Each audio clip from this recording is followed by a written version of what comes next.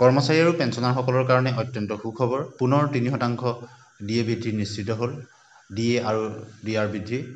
কিয়নো আপোনালোকে দেখিছে এপ্ৰিল মাহৰ অল ইণ্ডিয়া কনজিউমাৰ প্ৰাইচ ইণ্ডেক্সৰ সূচকাংক প্ৰকাশ পাইছে য'ত 0.2 পইণ্ট পূৰ্বৰ তুলনাত বৃদ্ধি হৈছে আৰু 143.0 হৈছেগৈ গতিকে পূৰ্বৰ তুলনাত 0.2 পইণ্ট বৃদ্ধিৰ লগে লগে কিমান শতাংশ হৈছেগৈ আমি ক্যালকুলেটৰত আপোনালোকক হিচাপ কৰি দেখাম গতিকে কৰ্মচাৰী আৰু পেঞ্চনাৰৰ কাৰণে সুখবৰ এয়া দেখিছে 143 পইণ্ট হৈছেগৈ এই অনুযায়ী এপ্ৰিললৈকে 57.42% হৈছেগৈ অল ইণ্ডিয়া কনজিউমাৰ প্ৰাইচ ইণ্ডেক্সৰ সূচকাংক গতিকে 3% ডিএ বৃদ্ধি জুলাই মাহত প্ৰায় সম্ভাৱনা প্ৰবল হৈছে এতিয়া আহিছো আমি দ্বিতীয়টি খবৰ অসম চৰকাৰৰ যেটো কেছলেছ যেটো MMSWY যেটো সুবিধা তাৰ ক্ষেত্ৰত কোৱা হৈছে যে ইয়াত লিখা হৈছে যে we would like to inform you that in order to avail the upcoming cashless medical treatment the Aadhaar details of the primary members employees or pensioner as well as their nominee অৰ্থাৎ তেওঁলোকৰ আধাৰখিনি verify কৰিব লগতে minor সকলৰ কাৰণে তেওঁলোকৰ পেৰেন্টছৰ বিশেষকৈ মাকৰ আধাৰেও কাম হ'ব আৰু অন্যটা খবৰ লৈছো শিক্ষকৰ বদলীকৰণৰ ক্ষেত্ৰত কিছু শিথিলতা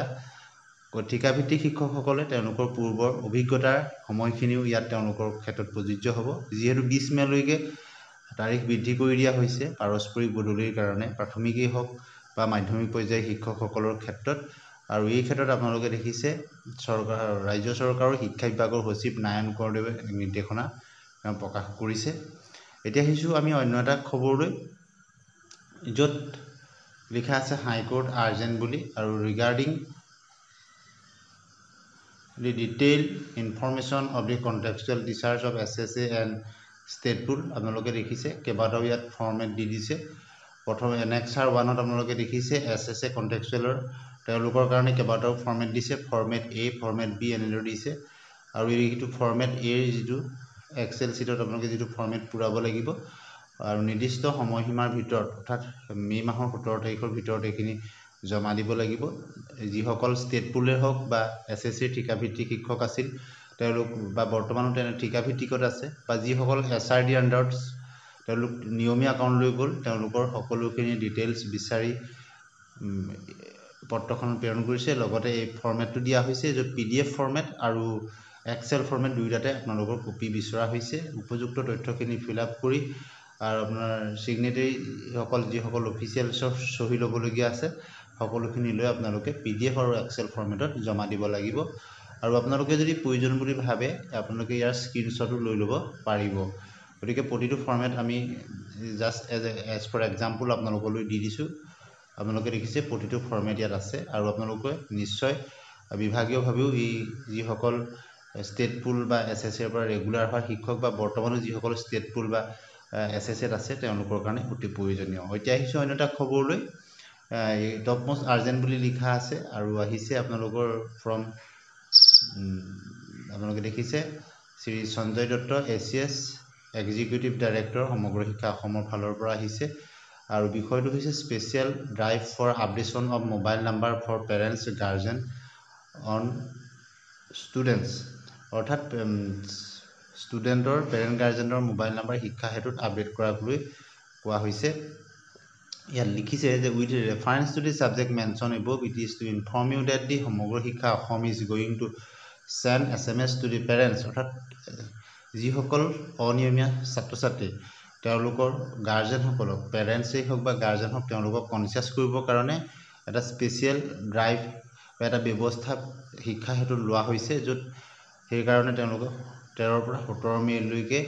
এই বিশেষ ব্যৱস্থাটো লোৱা হৈছে য'ত পেৰেন্টছ বা গাৰ্জেনৰ মোবাইল নাম্বাৰটো আপডেট কৰি দিয়া হৈছে যদি তেওঁলোক নিৰ্দিষ্ট দিন অৰ্থাৎ অধিক দিন তেওঁলোক বিদ্যালয়ত অনুপস্থিত থাকে শিক্ষা হেতু তেওঁলোক যদি এবসেন্ট থাকে তেওঁলোকৰ গাৰ্জেনই হওক বা তেওঁলোকৰ পেৰেন্টছলৈ এটা মেছেজ শিক্ষা হেতু ফালৰ পৰা প্ৰেৰণ কৰা হ'ব এটা খুব আদৰণীয় পদক্ষেপ গতিকে এই 13 মেৰ পৰা 17 মেলৈকে বিদ্যালয়সমূহে বিভাগীয় তেওঁলোকে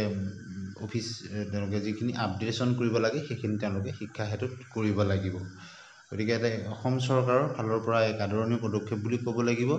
কিয়নো বহু ছাত্ৰ ছাত্ৰী তেনেদৰে তেওঁলোক বিদ্যালয়ত অনুপস্থিত থাকে, শেষত গৈ তেওঁলোক ড্ৰপ আউট হৈ যায়গৈ। গতিকে সেই অনুপস্থিতি বা ড্ৰপ আউট কম কৰা এটা প্ৰচেষ্টা। এতিয়া আহিছোঁ অন্য এটা খবৰলৈ, যিটো গভৰ্ণমেণ্ট অফ আছামৰ ফাইনেন্স ডিপাৰ্টমেণ্টৰ পৰা মাৰ্চ মাহতে অহা এটা অৰ্ডাৰ আপোনালোকে নিশ্চয় দেখিছে। Secretary to the government of আছামৰ ফালৰ পৰা ফাইনেন্স ডিপাৰ্টমেণ্টৰ পৰা আহিছে আৰু বিষয়বস্তুটো হৈছে required detail information of the employees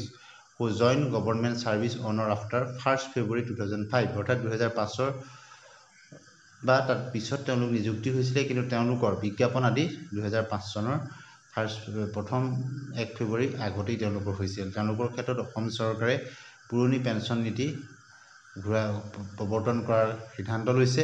আৰু মুখ্যমন্ত্ৰী মহোদয় এই ক্ষেত্ৰত কেইবাটাও তেওঁ বক্তব্য আপোনালোকে নিশ্চয় সামাজিক মাধ্যমত বা সংবাদ মাধ্যমত আপোনালোকে শুনিবলৈ পাইছে। গতিকে সেই ইনিচিয়েটিভটোৰ সম্পৰ্কত এই লেটাৰখন আছে। গতিকে তেনেধৰণৰ কৰ্মচাৰী বা শিক্ষকসকলৰ তেওঁলোকৰ ইনফৰমেশ্যন বিচৰা হৈছিল। গতিকে আশা কৰা হৈছে অতি কম সময়ৰ ভিতৰত এনেধৰণৰ আওতাত থকা বহু হাজাৰ শিক্ষক বা কৰ্মচাৰী অন্য বিভাগৰ তেওঁলোক ইয়াৰ পুৰণি পেঞ্চনৰ আওতালৈ আহিব। আপোনালোকে নিশ্চয় দেখিছে, with reference to the subject cited above, I am directed to say that finance department required the detail information of the employees who joined government service on or after 1 February 2005, but their recruitment process of the concerned posts were started prior to 1 February 2005 in the prescribed format. ভিডিঅ'টি শেষলৈকে চোৱাৰ কাৰণে ধন্যবাদ।